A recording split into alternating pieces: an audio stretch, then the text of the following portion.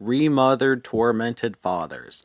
I've been dreading this review and I'm finally forcing myself to write it. This game is so boring and repetitive to me. I couldn't take more after 2 hours of gameplay.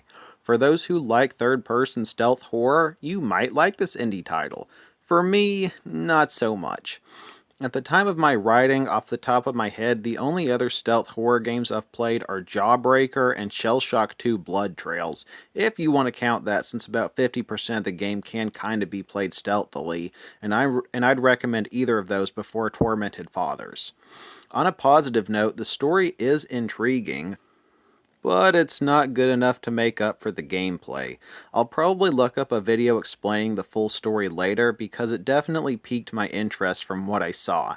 Discussing the gameplay, I saw people comparing it to Clock Tower, which I've never played.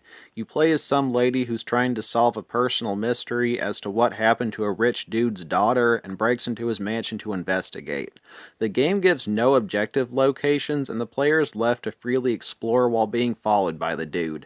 I can't remember his name, but what I do remember is something I can't unsee.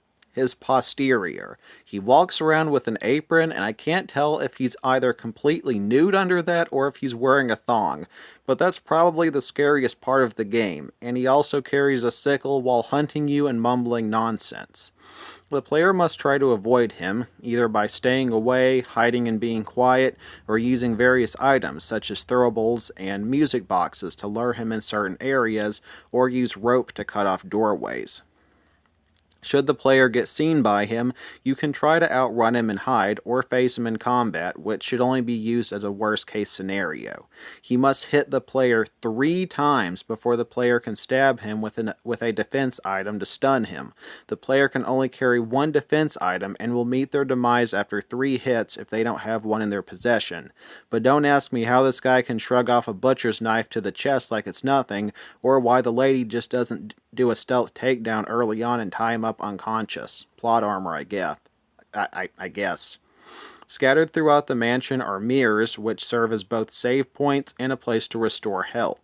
A little annoying that you have to search for a save spot, kind of like in Fallout Brotherhood of Steel. Graphics-wise, the game looks decent, and I don't really remember any performance issues. I can't say I suggest this game, largely due to its repetitive nature and that I don't like puzzle games, but if puzzle horror games are your thing, it's probably worth a go. I give it a 6 out of 10 off my grade scale based off my couple of hours. It seems solid for fans of this genre, but not my cup of tea. Well, y'all, appreciate you stopping by. For any newcomers, I mostly play, review, and discuss zombie and horror games here, with occasional other topics. Thanks again for watching. God bless you. This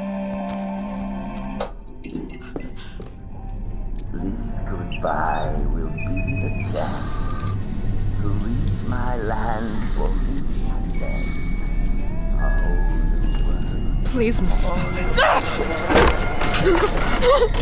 Felton.